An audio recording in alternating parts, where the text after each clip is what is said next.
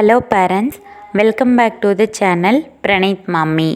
இன்றைக்கி இந்த வீடியோவில் ஆட்டிசம் குழந்தைங்களுக்கு எப்படி டாய்ஸ் ப்ளேவை இன்க்ரீஸ் பண்ணுறது, க்ரியேட்டிவிட்டி ஆஃப் ப்ளேவை எப்படி இன்க்ரீஸ் பண்ணுறது அப்படிங்கிறத பற்றி பார்க்கலாங்க.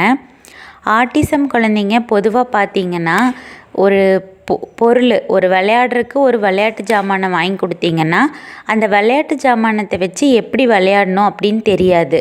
இது ஒரு ஆட்டிசம் சிம்டம் இது.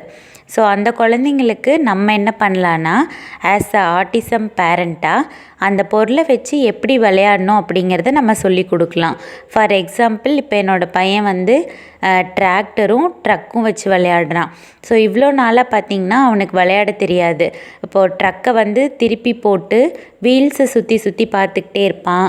டிராக்டரை குப்பரை திருப்பி போட்டு வீல்ஸை சுற்றி சுற்றி பார்த்துக்கிட்டே இருப்பான். அதை ஓங்கி ஓங்கி அடிப்பான், உடைப்பான். ஒரு பொருளை கொடுத்திங்கன்னா அதை உடச்சி எறிஞ்சிருவான். ஓங்கி ஓங்கி கீழே அடித்து அதை உடச்சி போடுவான். அதை வச்சு எப்படி விளையாடணும் அப்படிங்கிறது அவங்களுக்கு தெரியாது.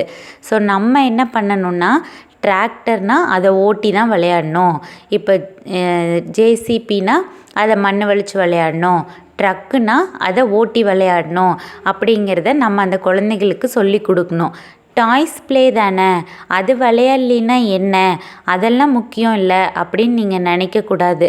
ஒரு குழந்தைக்கு டாய்ஸ் ப்ளே சொல்லி கொடுக்கறது மூலியமாக அந்த குழந்தையுடைய மெமரி பவரை நம்ம இன்க்ரீஸ் பண்ண முடியும். நீங்கள் தெரப்பி சென்டருக்கு கொண்டு போய் விட்டிங்கனாலும் அந்த தெரப்பி சென்டரில் எல்லா டாய்ஸும் வச்சுருப்பாங்க. ஜேசிபி வச்சுருப்பாங்க, டிராக்டர் வச்சுருப்பாங்க, ஜீப் வச்சுருப்பாங்க, எல்லா வண்டிகளும் வச்சுருப்பாங்க, கார் வச்சுருப்பாங்க. அந்த குழந்தைங்களுக்கு அதை ஓட்ட சொல்லி கொடுப்பாங்க. 1 மணி நேரம் உள்ள ஒரு 1/4 மணி நேரமாவது அந்த குழந்தைக்கு ஒரு விளையாட்டு ஜாமானத்தை கொடுத்து அதை எப்படி விளையாடணும் அப்படின்னு அவங்க சொல்லி கொடுப்பாங்க. ஸோ அது மூலியமாக அந்த குழந்தையுடைய மெமரி பவரை இன்க்ரீஸ் பண்ண முடியும். ஒரு பொருளை இப்படி தான் யூஸ் பண்ணணும் அப்படிங்கிறத அந்த குழந்தை தெரிஞ்சுக்கும். சில குழந்தைங்க பார்த்திங்கன்னா ஐடென்டிஃபை பண்ண முடியாது. அம்மாவை ஐடென்டிஃபை பண்ண முடியாது, அப்பா யாருன்னு ஐடென்டிஃபை பண்ண முடியாது, ஃபேமிலி மெம்பர்ஸ் யார் அப்படிங்கிறத அந்த குழந்தையால் ஐடென்டிஃபை பண்ண முடியாது, தன்னோட ஃப்ரெண்ட்ஸ் யாருன்னு ஐடென்டிஃபை பண்ண முடியாது.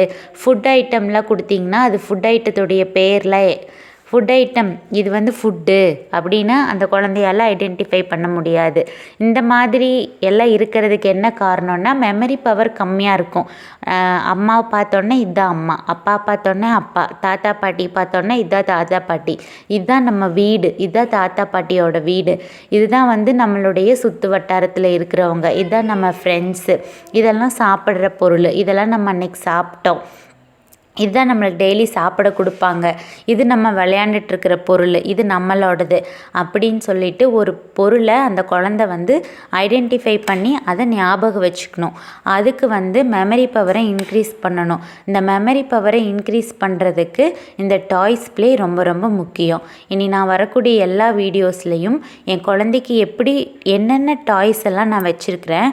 என்னோடய குழந்தை பார்த்திங்கன்னா ஒரு சிவியர் ஆட்டிஸ்டிக் சைல்டு, அவனுக்கு 4.5 years ஆகுது, ஒரு சிவியர் ஆட்டிசம்.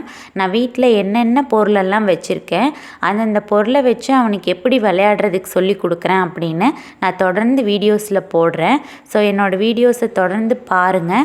இது மூலியமாக இதே பொருட்களை நீங்களும் வாங்கி அந்த குழந்தைக்கு அதை நான் சொல்லி கொடுக்குற மாதிரியே அதை விளையாடுறதுக்கு சொல்லி கொடுத்தீங்க அப்படின்னா உங்கள் குழந்தையுடைய மெமரி பவரை இன்க்ரீஸ் பண்ண முடியும். இது மூலியமாக உங்கள் ஃபேமிலி மெம்பர்ஸ், உங்கள் வீடு, உங்கள் சரௌண்டிங், ஃப்ரெண்ட்ஸு, சிப்ளிங்ஸ் இதெல்லாம் அந்த குழந்தை ஞாபகம் வச்சுக்குவாங்க. ஸோ சேனல் மறக்காமல் சப்ஸ்கிரைப் பண்ணிக்கோங்க. வீடியோ பார்த்ததுக்கு ரொம்ப தேங்க்ஸ். Thank you very much.